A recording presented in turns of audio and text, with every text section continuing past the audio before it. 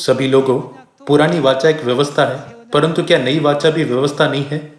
व्यवस्था की भूमिका के बारे में बाइबल क्या कहती है?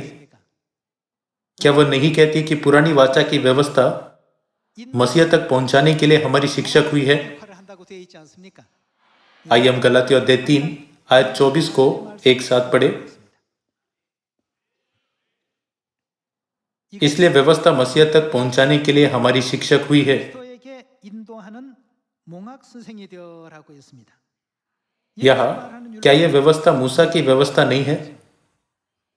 पुरानी वाचा की व्यवस्था ने हमें पहली बार आए मसीह तक पहुंचाने की भूमिका निभाई। तो फिर नई वाचा की व्यवस्था के बारे में क्या, जिसे हम आज मानते हैं?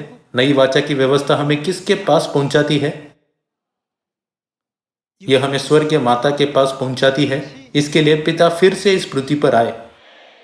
सबत के दिन, फसह और नई वाचा की सभी व्यवस्था को पुनर्स्थापित करने के द्वारा जो खो गए थे, विकृत किए थे और नष्ट किए गए थे, पिता ने उद्धार का मार्ग स्थापित किया, जिसके द्वारा हम स्वर्गीय यरूशलेम माता से मिल सकते हैं और अनंत स्वर्ग के राज्य में लौट सकते हैं। क्या हमें उस मार्ग पर नहीं चलना चाहिए? इसी कारण पिता परमेश्वर ने हमें बाइबल में शिक्षा दी है कि हमें वह सब कुछ मानना चाहिए जो माता परमेश्वर कहती है। आइए हम उत्पत्ति अध्याय 21 से एक वचन पढ़े। आयत 8। वह लड़का बड़ा और उसका दूध छुड़ाया गया, और इसहाक के दूध छुड़ाने के दिन अब्राहम ने बड़ा भोज किया। तब सारा को मिस्री हजीरा का पुत्र जो अब्राहम से उत्पन्न हुआ था, हंसी करता हुआ दिखाई पड़ा। इस कारण उसने अब्राहम से कहा, इस दासी को पुत्र सहित निकाल दे, क्योंकि इस दासी का पुत्र मेरे पुत्र इसहाक के साथ भागी नहीं होगा।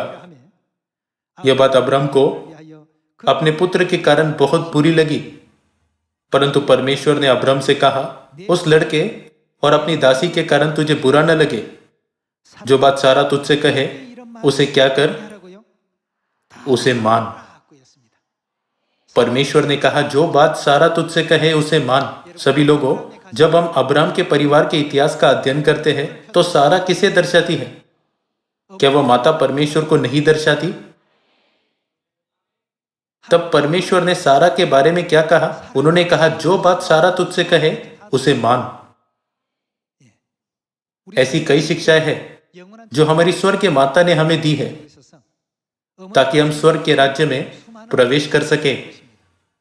वह अपनी प्रत्येक संतान का उनकी स्थिति के अनुसार एक एक करके सत्य में मार्गदर्शन करती है। जब हम भ्रम में भटक रहे होते हैं और हमें सही मार्ग खोजने में परेशानी होती है, तब स्वर्गीय माता सत्य और उद्धार में हमारी अगुवाई करने के लिए विभिन्न तरीकों का उपयोग करती है। हमें विश्वास करना चाहिए कि उनका मार्ग, जिस पर हम आज्ञाकारिता के साथ चलते हैं, वह उद्धार की ओर ले जाने वाला सबसे अच्छा मार्ग है। जब अब्राहम अपने पुत्र इश्माइल और इसहाक के बीच संघर्ष में था, तब परमेश्वर ने यह कहकर, जो बात सारा तुझसे कहे उसे मान, उसे पालन करने का मार्ग दिखाया। वह तुम्हारे लिए आशीष होगा।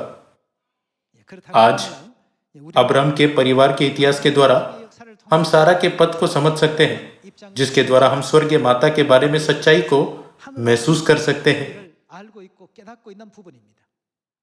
हमें दी गई शिक्षाओं के साथ क्या करना सबसे उचित है? हमें शिक्षाओं को मानना और उनका पालन करना चाहिए। यही उद्धार का मार्ग है।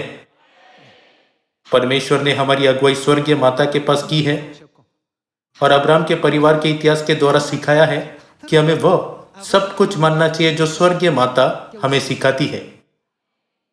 परमेश्वर के वचनों का पालन करते हुए जब हमारे स्वर्गीय पिता आएंगे, तो आइए हम हालेलुया की जय जयकार के साथ शानदार ढंग से उन्हें स्वीकार करें।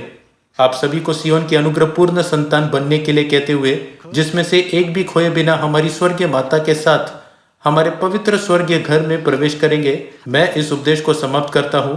आपका बहुत बहुत धन्यवाद।